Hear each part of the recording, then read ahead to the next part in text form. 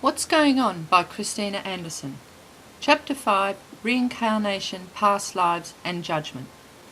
I hope you enjoyed that narrative in Chapter 4 about your decision to come into this reality of relativity. It primarily illustrates that you are in charge, and more importantly, you have at least one spirit guide who you chose to help you along the way. You also have a whole army of angels, loved ones, friends and teachers on the other side who are there to help you as well. They are your cheer squad. They go everywhere with you. They see everything you do, and I mean everything.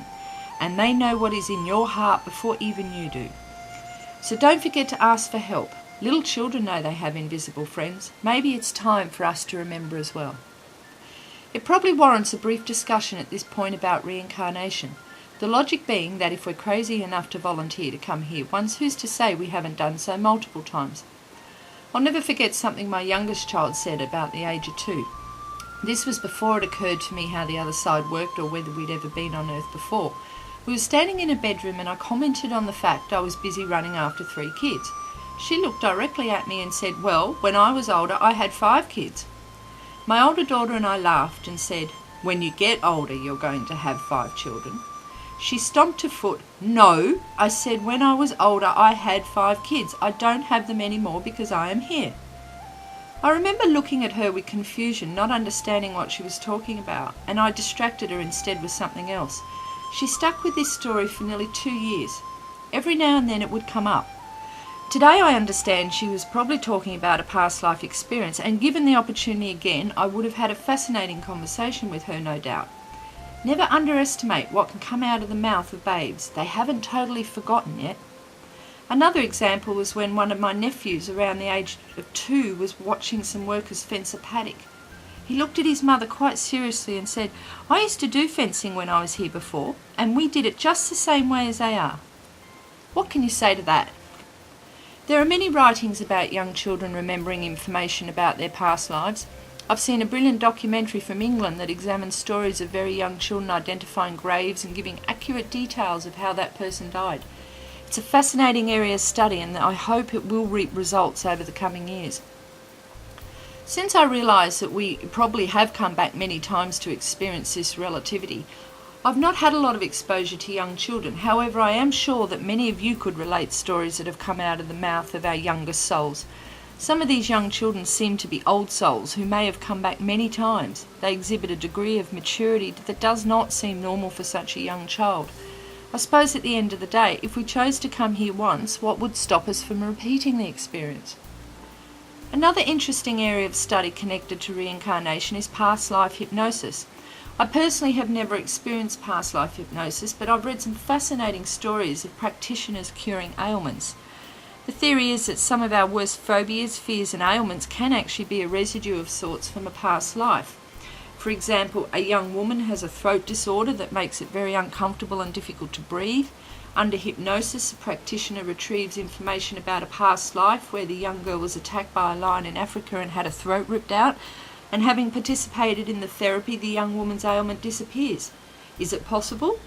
I think it's time for our best scientists and minds to take the possibility serious and make the appropriate investigations to find out. One of the best series I've seen about past life hypnosis is written by Dr. Brian Weiss, including Many Lives, Many Masters. Dr. Weiss is a practitioner who became involved in these studies when questioning some of the results he himself found in his practice. When you consider it, it makes sense to me that we would volunteer to come here, and we do it with eagerness and anticipation. After all, how can one experience forgiveness and what that emotion feels like if there's nothing to forgive? How can one experience joy fully when they've never experienced sorrow? I doubt very much if we sit around on a bunch of clouds in heaven contemplating our navel, assuming we have one, for the rest of eternity. That would be really boring, I suspect. This is a really important reason why it probably isn't wise to be discriminating. There is every chance that you have been male, female, black, white, disabled, rich, poor, healthy, sick, and just about every type of person you can imagine. We may have had past lives in Europe, Asia, Africa. Even the people living in the remotest jungles on the planet are still souls here from heaven that are experiencing relativity. The point is, we don't know. We shouldn't be so quick to judge. We never know who we were in a past life, so we shouldn't discriminate against different types of people in this life. It may just be our desire to play that particular role next life around. The next time you observe yourself about to judge someone based on their sex, colour, religion, physical experience, appearance or class status, just remember there's a possibility you could have been that person once upon a time. The universe created this reality out of love. It created this reality so we could truly know ourselves. God created this hell so that we could understand heaven. This means also that the universe is responsible for all the bad things that happen here simply because it is also responsible for all the good things that happen as well. This is one of those frustrations I often find with religion. Why does the church give God so much credit for all the good things that happen, but when asked about the bad, church leaders have no idea? It's not God's fault, they say, or they blame it on the devil. I personally think the whole devil theory was an invention by the church simply introduced to instill fear in the congregation so they'd fall into line.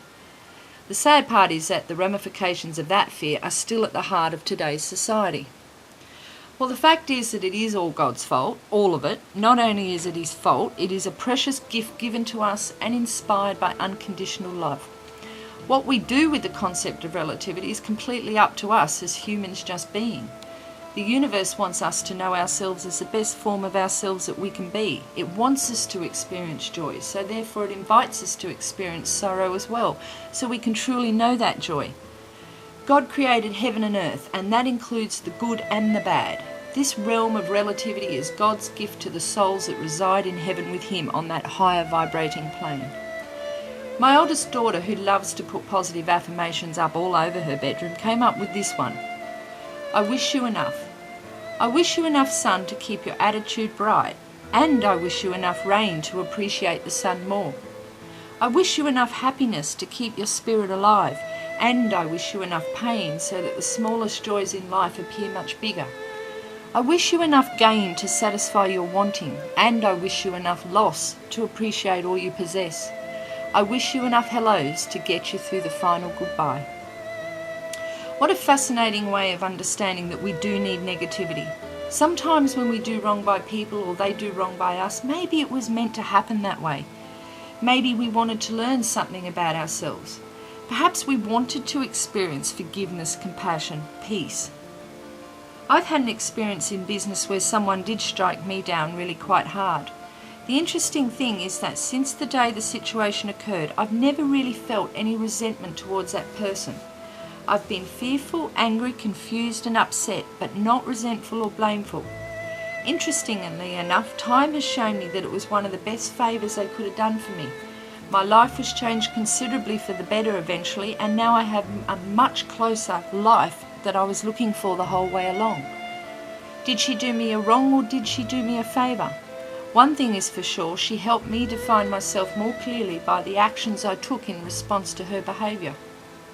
I know she was operating from a place of fear. She had her own fears to deal with, but I would not be surprised if when I get back to meet her on the other side, I will extend my hand and say thank you.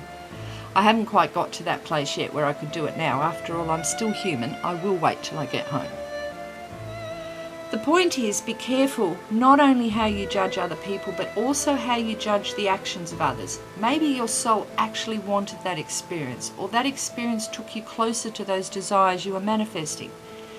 We will return to the subject of judgment further along in the book, because once you understand the law of relativity and the law of attraction, the ability to not judge people or circumstances is by far the most important concept to internalize.